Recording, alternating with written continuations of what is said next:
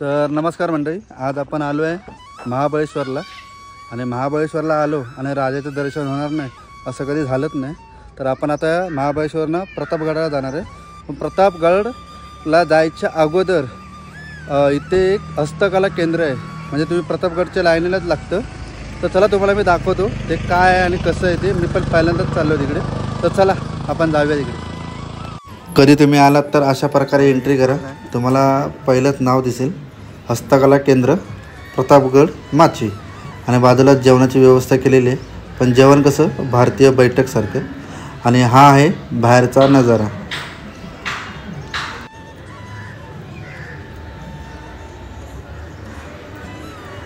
बाहेर तुम्ही किती फोटो काढू शकता. आणि हे जे आहे ते सगळं महाराजांचे, तुम्हाला कुठलीही वस्तू पाहिजे असेल तर हे सगळं इथे तुम्हाला भेटून जाईल, कारण ही सगळी दुकानं आहेत. आणि आता आपल्याला इकडनं एंट्री मारायची आतमध्ये. तर चला वेळ न करता आपण आतमध्ये जाऊया. जसं तुम्ही आतमध्ये जाल तसं तुम्हाला 100 रुपयाची पावती फाडावी लागेल आणि मग तुम्ही तुमचा प्रवास सुरू करू शकता.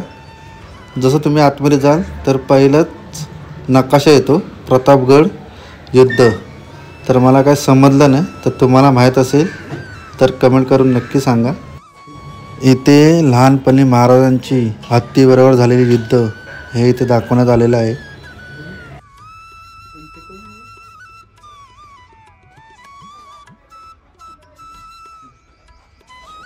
त्या काळात कोणी कुठला गुन्हा केला तर त्याला कशी शिक्षा दिली जाते हे इथे दाखवण्यात आलेलं आहे. त्या काळात लोकांचं गाव, त्यांची घरं, त्यांची कामं काय होती, चला तुम्हाला दाखवतो.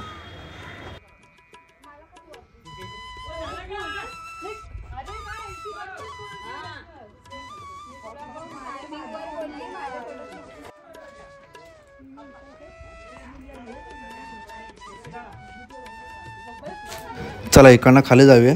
तुम्हाला त्यांची घरं आणि त्यांची कामं काय असतात ते दाखवतो.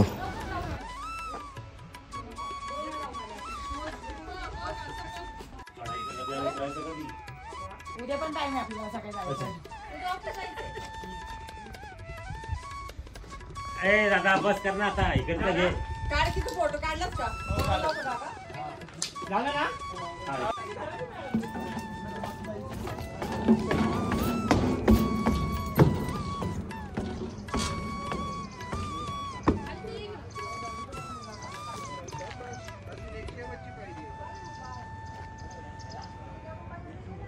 इकडनं तुम्हाला मी प्रतापगड आणि आई भवानीचं मंदिर दाखवतो.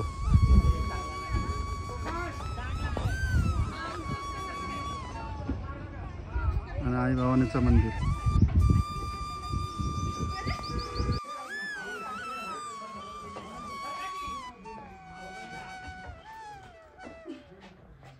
असं बघूनच का? आमच्या दोघींचा पण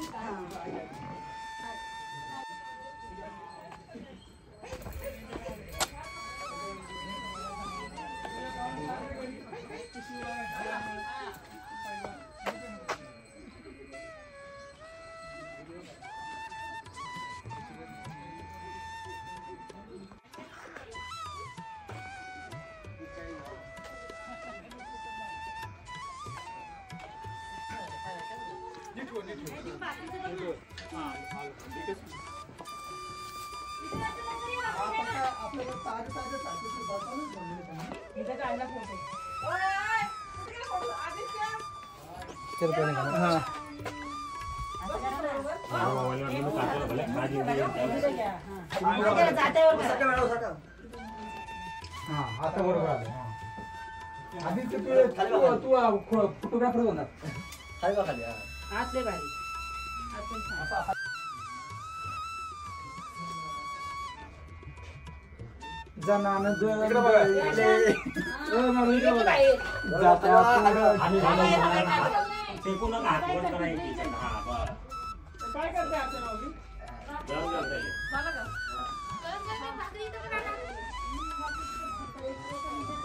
गाव आलं की त्या गावामध्ये देऊळ आलं. देऊळ आलं म्हणजे देव आले. इथे पण ते दाखवण्यात आलेलं आहे. विठ्ठल रखुमाईचं देऊळ खूप छान असं दाखवण्यात आलेलं आहे.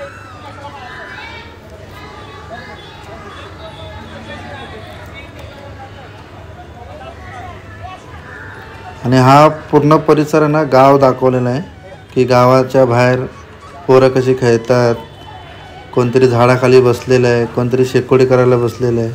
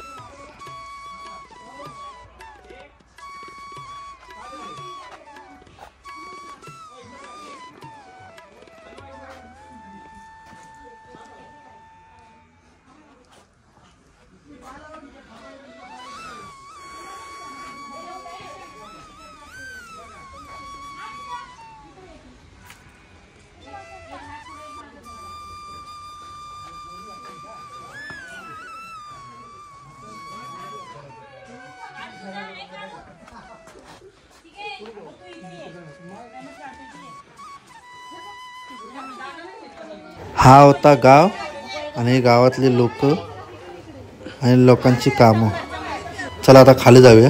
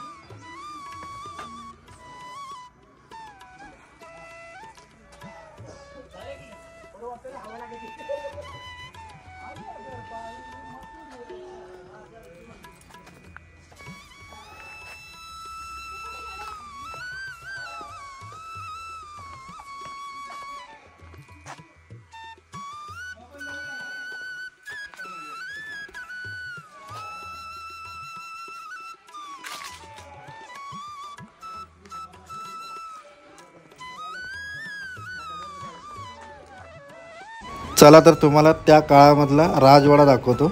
आणि त्या राजवाड्यामध्ये चुलीची खोली म्हणजे जेवणाची खोली म्हणजे या आपल्या आता या काळात आपण त्याला किचन बोलतो ते तुम्हाला दाखवतो. चला.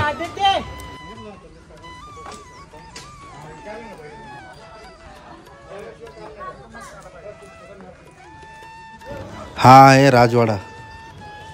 चला आता आतमध्ये जाऊया.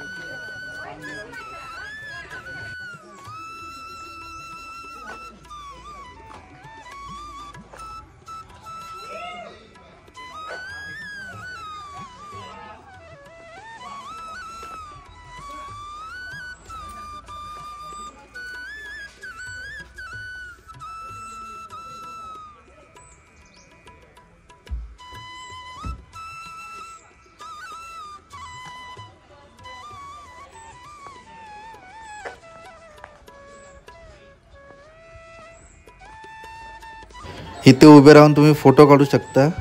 लेडीजच्या जागी लेडीज, जेंट्सच्या जागी जेंट्स. खरोखर तुम्ही फोटो काढल्यावर खरोखर मावळे वाटणार. ह्या साईडला पण 2 आहेत, इथे पण तुम्ही फोटो काढू शकता. आणि तुम्ही जर कधी आलात नाहीत तर इथे नक्की भेट द्या, तुम्हाला खूप आवडेल.